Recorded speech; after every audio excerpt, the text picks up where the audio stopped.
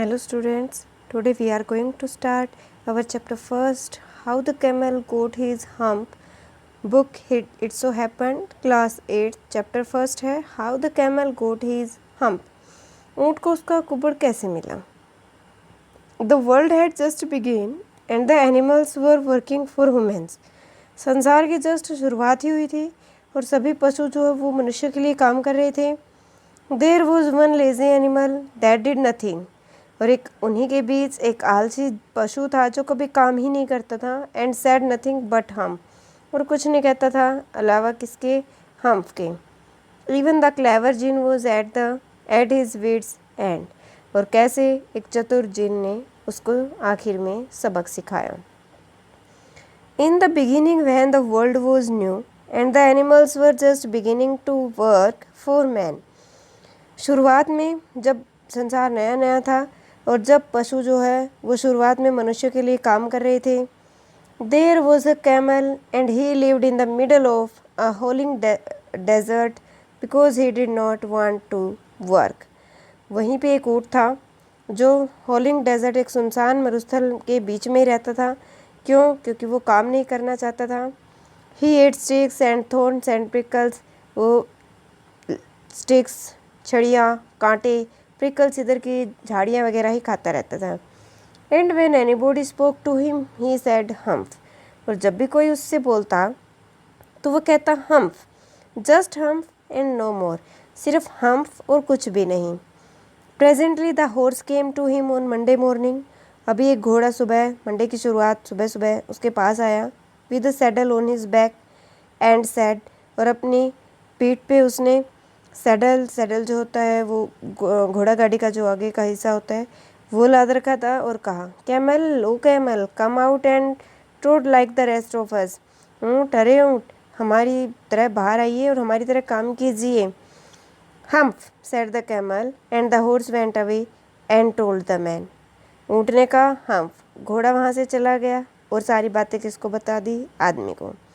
Presently the dog came to him. अब की बार एक कुत्ता उसके पास आया. With a stick in his mouth, उसके मुंह में छड़ी थी.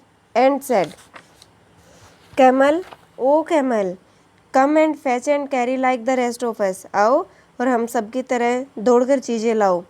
हम्फ said the camel and the dog went away and told the man. ऊँट ने कहा हम्फ और कुत्ता वहाँ से चला गया और जाके सारी बातें किसको बता दी? आदमी को.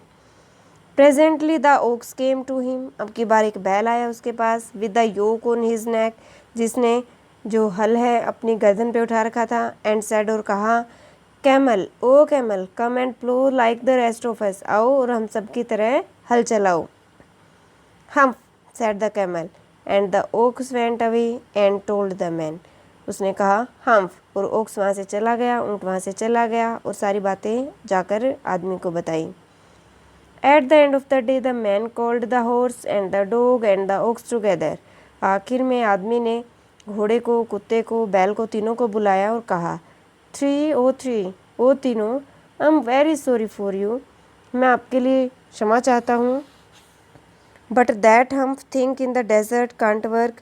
लेकिन इस तरह की हम्फ वाली चीज़ें जो मरुस्थल में काम नहीं कर सकती. और he would have been here by now. Otherwise अगर काम ही करना होता तो वो अब तक यहाँ आ गया होता. So I am going to leave him alone. इसलिए मैं उसे अकेला ही छोड़ने जा रहा हूँ. And you must work double time to make up for it.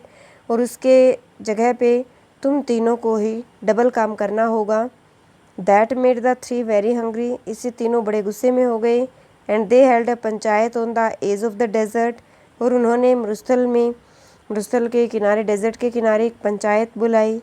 And the camel came chewing कड एंड लाफ्ड एट देम. और ऊँट भी वहाँ चबाते हुए, अपना जबड़ा चलाते हुए पहुँचा और हंसने लगा. Then he said humph and went away again. फिर उसने कहा हम्फ और फिर वहाँ से चला गया. Presently there came along the djinn who was in charge of all deserts. और अब की बार उनके पास उनके साथ जिन था जो कि पूरे डेजर्ट का ही इंचार्ज था. Rolling in a cloud of dust.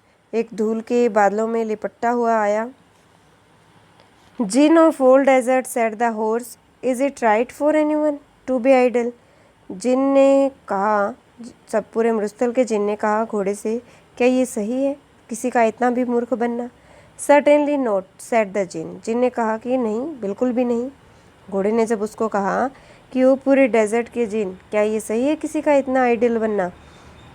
नहीं, बिल्कुल भी नहीं। Well, said the horse, there's a thing in the middle of your desert. ठीक है, घोड़े ने कहा, तो आपके मरुस्थल के बीच में ऐसा ही एक चीज़ है, with a long neck and long legs, जिसकी लंबी गर्दन है, लंबी टांगें हैं, and he hasn't done a stroke of work since Monday morning, और मंडे की शुरुआत से, सुबह से ही उसने कुछ भी काम नहीं किया। ही वॉन्ट ट्रॉट, ना ही वो करना चाहता। Whew, said the djinn whistling. Djinn ने सीटी बजाते हुए कहा, अच्छा, दैट्स माई कैमल, वो मेरा ऊँट है। What does he say about it, क्या कहता है वो इस बारे में? He says humph and he won't plough, said the ox. बैल ने कहा, वो कहता है हम्फ और वो हल नहीं चलाएगा। Very good, said the djinn, I will humph him if you will kindly wait a minute. मैं उसे कुबड़ ही दूंगा, हम्फ ही दूंगा, अगर तुम कुछ मिनट तक वेट करो। What task do you think were assign to the dog and the ox. तुम्हारे विचार से डॉग और ऑक्स को क्या काम असाइन किया गया था? कुत्ते को चीज़ें लाने के लिए और बैल को हल चलाने का काम दिया गया था। Why did the camel live in the middle of the desert. ऊँट जो है वो डेजर्ट के बीच में क्यों रहता था? क्योंकि वो काम नहीं करना चाहता था। What made the dog, the horse and the aux very angry. कुत्ते को, घोड़े को, बैल को बहुत ज़्यादा गुस्सा क्यों आया? क्योंकि जब वो तीनों ऊँट के पास काम करने के लिए कहने गए कि काम कर लो, हमारे साथ काम करो, तो ऊँट ने उनको हम कह दिया। इस पे जो मालिक था, उनका आदमी जो था, उसने कहा कि कोई नहीं, वो काम नहीं करेगा, उसके बदले तुम तीनों को ही उसका काम करना होगा, जिससे कि उन तीनों को काफ़ी गुस्सा आ गया। How did the djinn know the horse was complaining against the camel. जिनको कैसे समझ में आया कि घोड़ा जो है वो ऊँट के लिए ही कंप्लेन कर रहे हैं?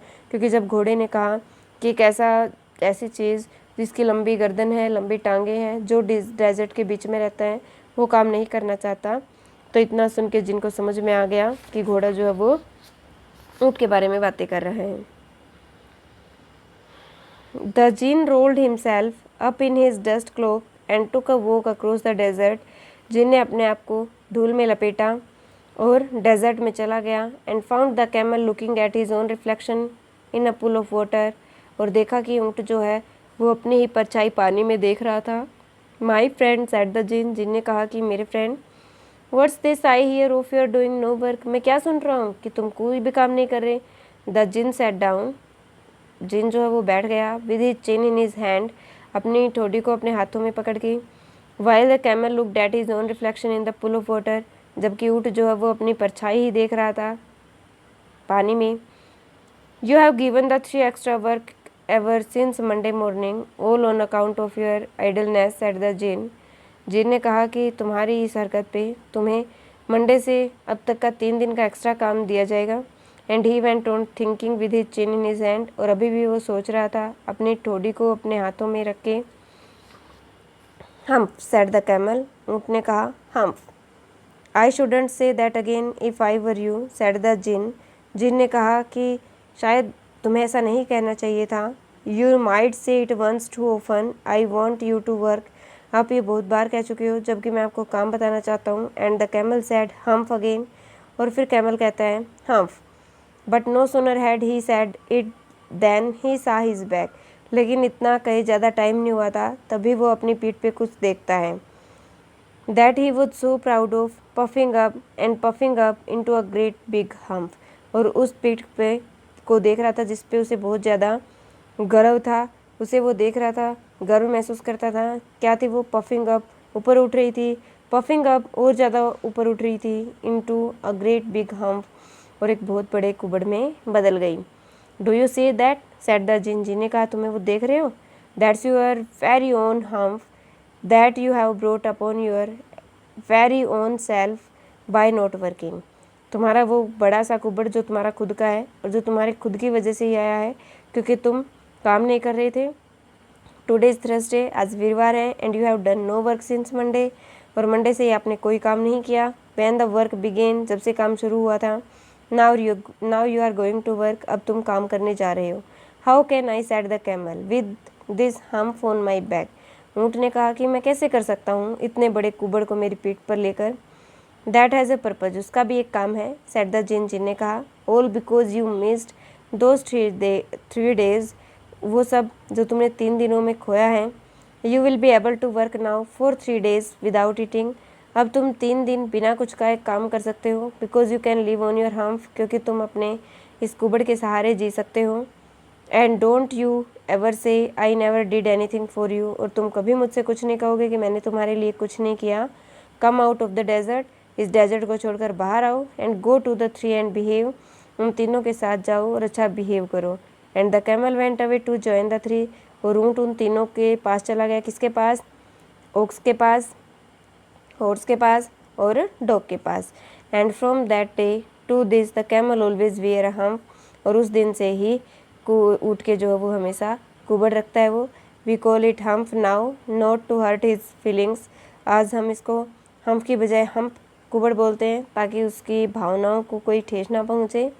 But he has never yet caught up with the 3 days that he missed at the beginning of the world, and he has never yet learned how to behave, और अगर वो अपने 3 दिन, शुरुआत के 3 दिन मिस नहीं करता तो शायद वो कभी नहीं सीख पाता अच्छा बिहेव करना। Thank you students. If you like my video then please share and subscribe my channel. Thank you students.